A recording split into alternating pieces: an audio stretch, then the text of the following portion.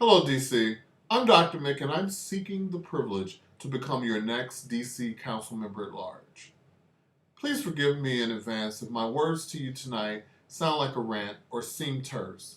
However, when I believe DC citizens are being continuously minimized and marginalized by the politics of the DC government, I become incensed at the injustice.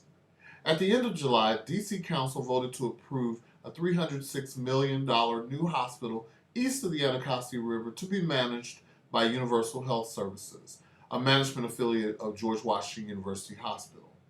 This hospital will contain 136 beds and will offer essentially a level 3 trauma center, which is essentially equivalent to the level of trauma the United Medical Center manages currently. Now, on its face, it may appear as if this is a great plan to address the major healthcare disparities that exist in the district, especially east of the Anacostia River.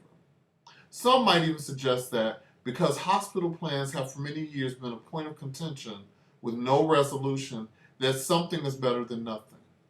Rather than view this as an act of desperation just to say at least we did something. But there are so many things wrong with this agreement, and in the end, it will serve to hurt the citizens of DC, especially those east of the Anacostia River, and will be a disservice to many. Here's why. First, there are over 140,000 citizens in DC who live east of the Anacostia River. A 136-bed hospital is woefully inadequate.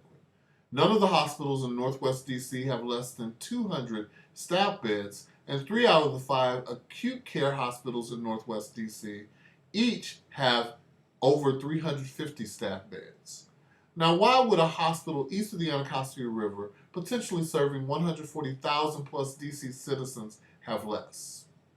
Now, that's food for thought. Can you imagine if even only 1% of DC population east of the Anacostia River needed to be hospitalized at this new hospital at the same time? There simply wouldn't be enough beds. What that means is that patients would still be transported and subjected to having to be placed in hospitals in Northwest DC, a significant distance away from where they live, adding to the congestion and delays in healthcare that those Northwest hospitals already experience. Which means that a person would be treated not by their regular doctor, a doctor with whom they've established a relationship, but will be under the care of a physician with whom they have not developed a relationship. This demolishes the concept of continuity of care and works to create further gaps in healthcare, further expanding healthcare disparities. That matters. Relationships matter. You matter. Under the current plan, we're essentially building a health clinic with beds. DC Council has voted to build this new hospital, what we might call a rural hospital, in one of the busiest areas in Southeast DC, St. Elizabeth's East. It currently houses a sports and entertainment complex, St. Elizabeth Psychiatric Hospital, and a multitude of apartments, condos, and will house retail shops and restaurants.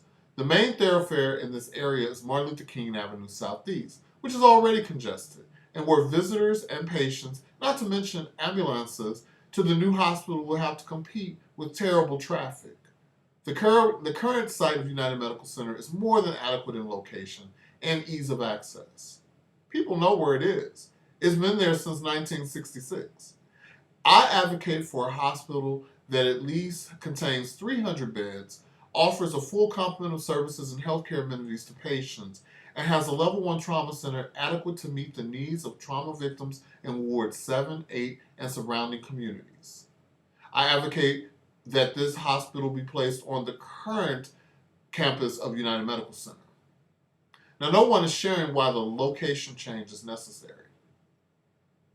Also interesting is the fact that there is no effort to build the hospital with a level 1 trauma center in Ward 7 and 8, which is where most of the trauma in the city happens.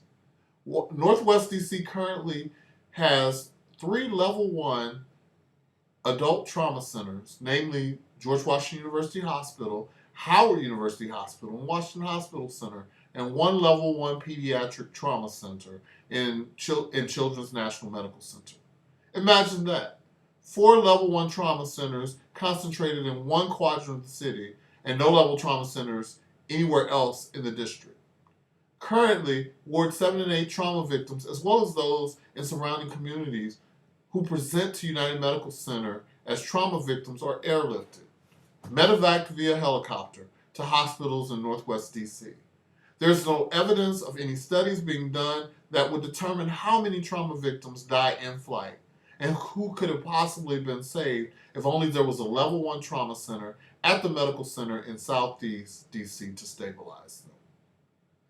Now, for years, doctors, nurses, and other healthcare workers who work at United Medical Center have been mischaracterized as subpar and inadequate, not based on the level of education and certifications we have achieved as physicians or the amount of training we have received, but based on where in the district we have chosen to practice and to serve. If it is believed that we are inadequate, then I wonder if those who call us inadequate and subpar feel the same way about the patients we serve, our patients who come from all over the district, and especially from the communities east of the Anacostia River. There is no evidence to support that Universal Health Services, GW, will retain and or otherwise support current doctors, nurses, and healthcare workers in the new hospital. This means patients will potentially lose doctors and nurses with whom they share the same racial and ethnic background, with whom they share a relationship. Healthcare providers who have faithfully and consistently served the DC community at large, and specifically wards 7 and 8, will potentially be out of a job. And physicians will have to relocate their practices away from the communities we love and serve. Aren't you tired of being left out of discussions and decisions about you? Aren't you tired of people, including DC Council, pointing across the Anacostia River, telling you what you need, and making decisions district-wide regarding your health care without you?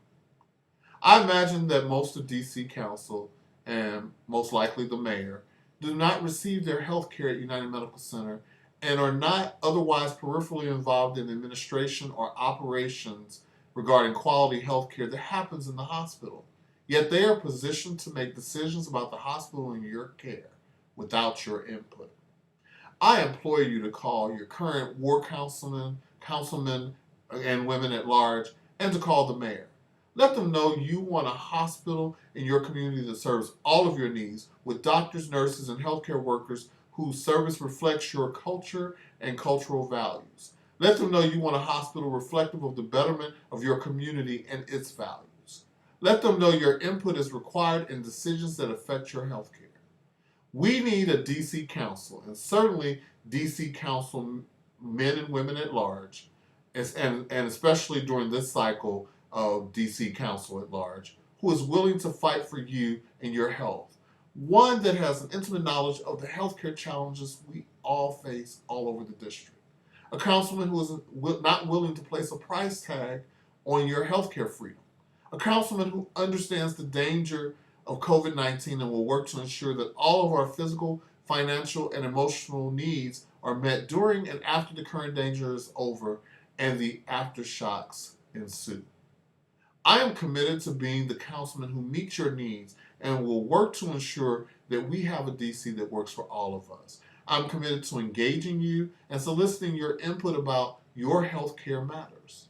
Vote Dr. Mick DC Council at Large on November 3rd, 2020.